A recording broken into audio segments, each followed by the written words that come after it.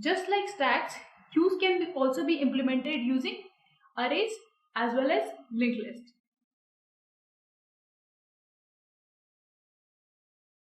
Like in stack, when we were implementing it using an array, we made sure that insertion and deletion always happens at this end. In case of linked list, as we have seen in the previous slide also, let's say we have 4 elements, 5, 6, 4, 8. So we'll have front and rear, 2 variables. Initially we can say both point to -1 because we don't have any element in the linked list. So whenever we have to insert an element in the array, not linked list, whenever we have to insert an array element in the array or in the queue, what will I do? I will increase this rear and I will put an element there.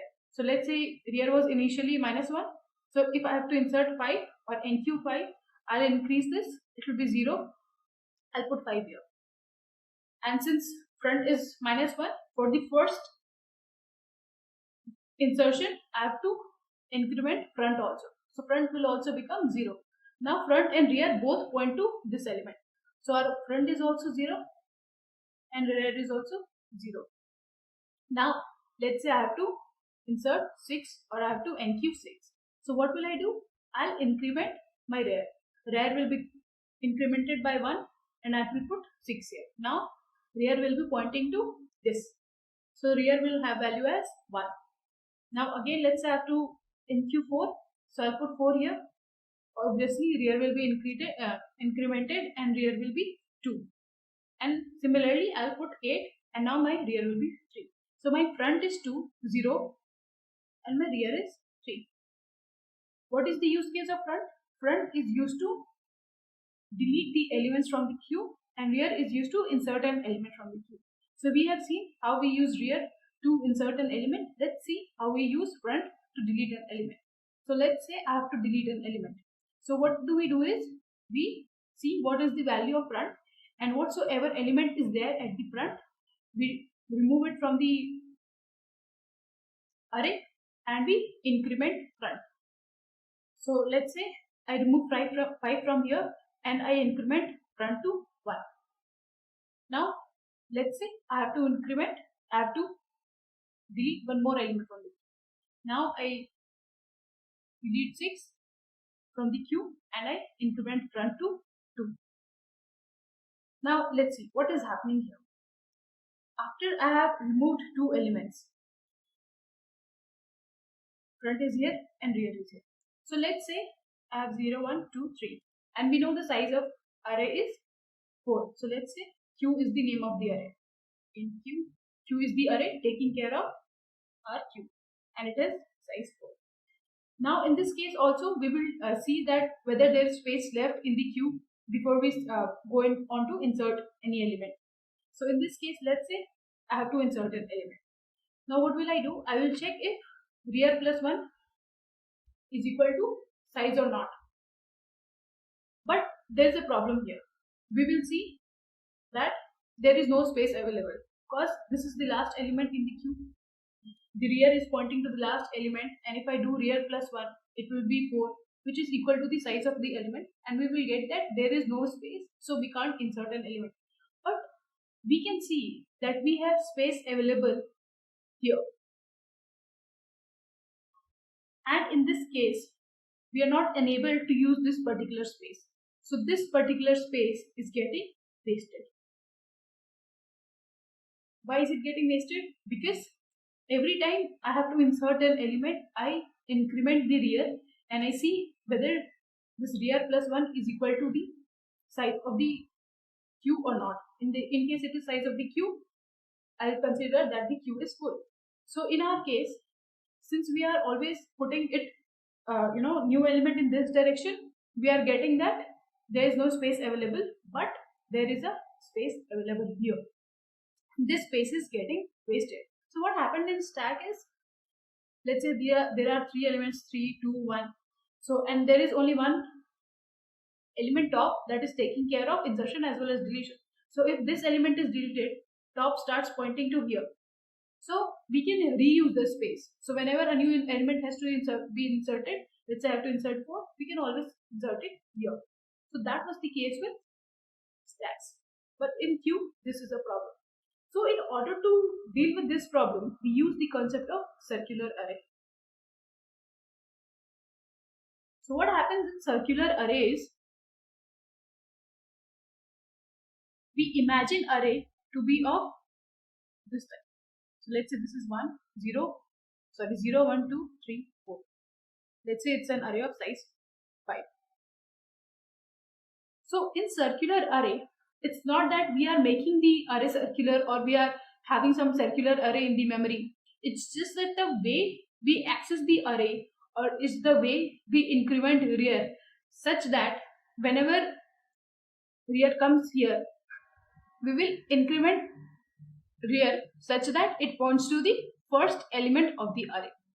So keep this thing in mind that it is not circular array. It's not that we are just rotating this array or just joining these 2 points like we did in circular linked list. This is also a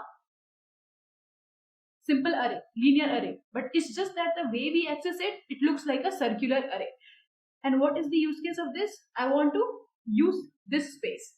So I want that if these two spaces are empty in the queue, I should be able to use it. So let's see how we can insert an element or delete an element from a queue using this circular array and how this array is circular. So now let's say I'm drawing the diagram like this. Let's say this is my array,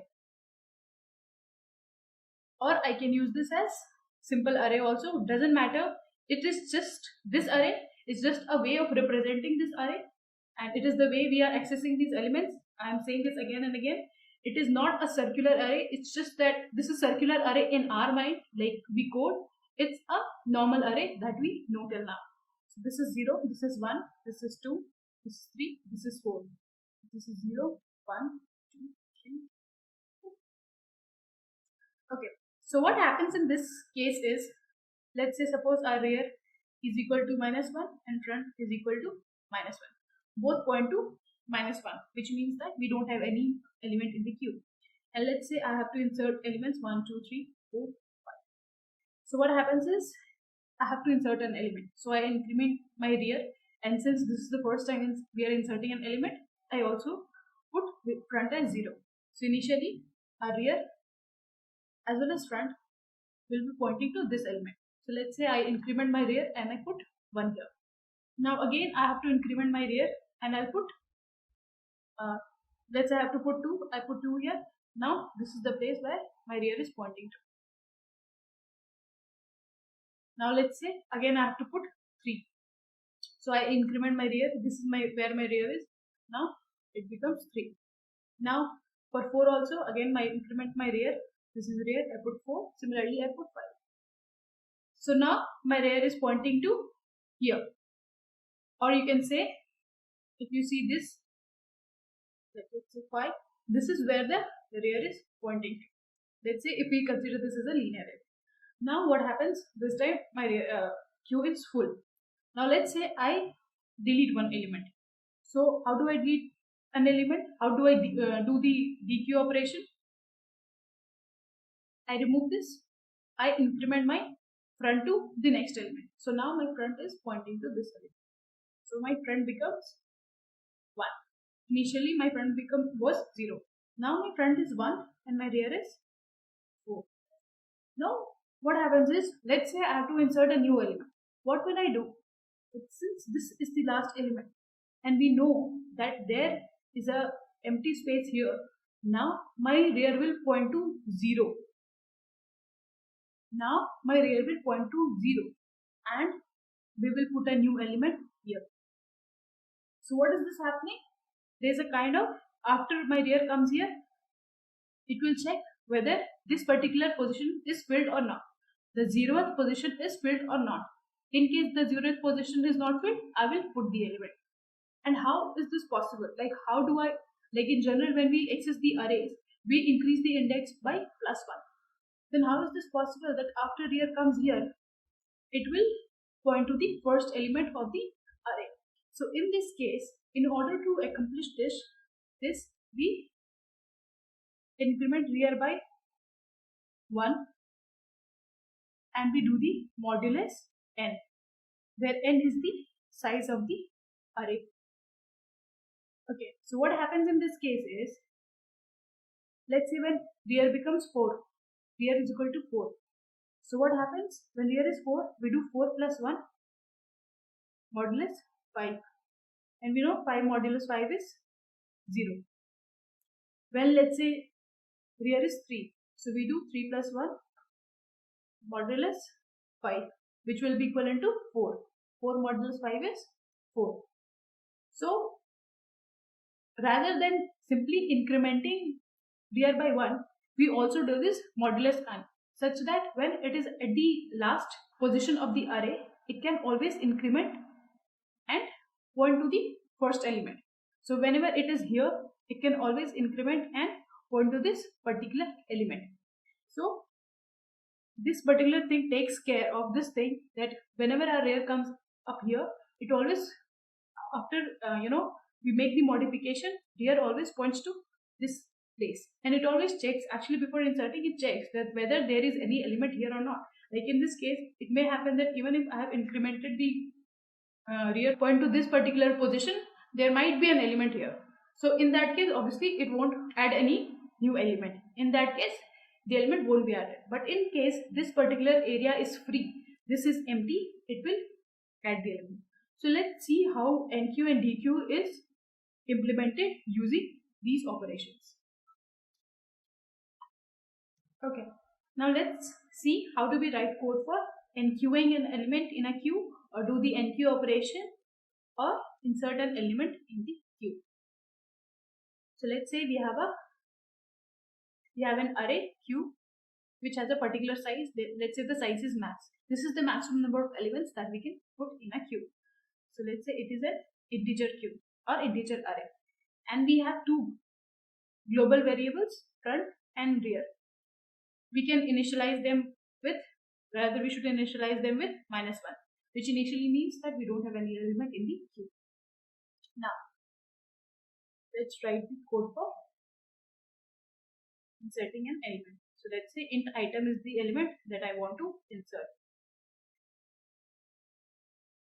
Now what happens is, first we have to check whether the queue is full or not. How do we check that? Okay. Now let's see. Let's say initially my front will point here and my rear will point here. But after we have done all the operations, all the insertions, my rear will point here. And now let's see, I increment my rear.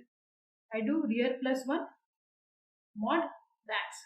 Here max is the maximum number of elements that can be in the queue.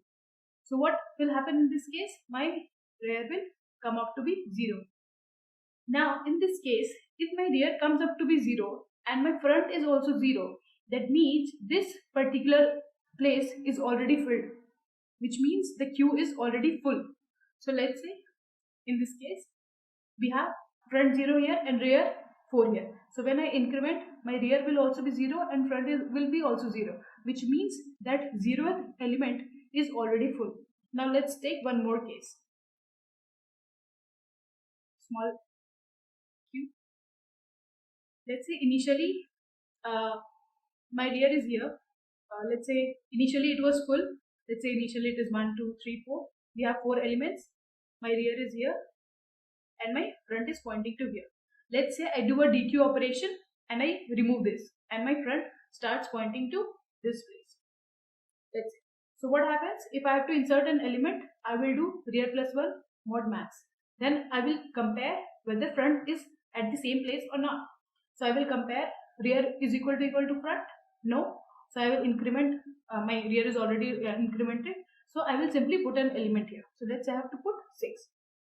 Now again, let's say I have to do an insertion. I have to add an element 8. So again, I will increment my rear and I will check whether front is at the same place or not. Front is equal to rear or not. Then find that front is at this place only and front is equal to rear, which means we don't have any further space left for putting a new element. So this is how we check whether the queue is full or not. So initially we increment our rear. Rear is equal to rear plus 1 modulus max. Now I check if front is equal to rear. So initially my front was -1, rear was -1. After I do this operation, rear plus 1 mod max, I get my rear as 0. And my front is still -1. So this condition will be false. And initially, let's say, remove this, let's say my queue is empty. So this is not the case. But if this would have been the case, which means I cannot insert a new element. So I will just print queue is full and I will return. Now, let's say in this case our queue is not full, we have empty space. So how will I insert a new element? We have if, we have else. What will I do? I'll simply add a new element at rear position.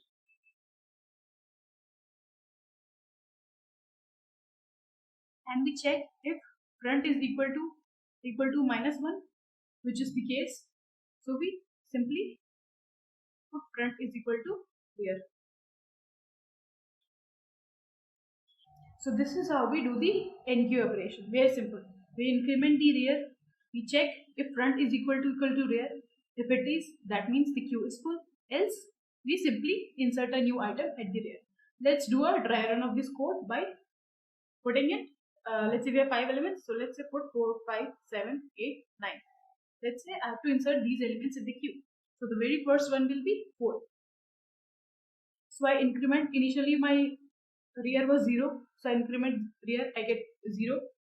This is not the case. Front is equal to rear. No, front is -1, rear is 0. So I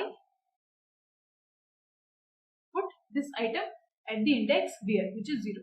So I put 4 here. Now again, I call this Enqueue operation. I have to insert 6. Again, I increment my rear.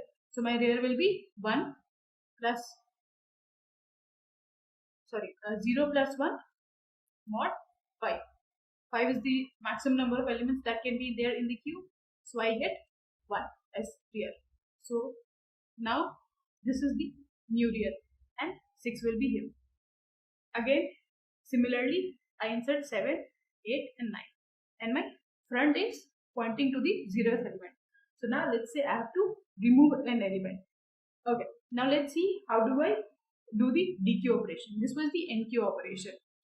And let's see how do we do the dequeue operation. Okay, one more thing. The time complexity for each insertion in this case is over 1. This is a constant time because this is just the operation that we are doing and it will take constant amount of time.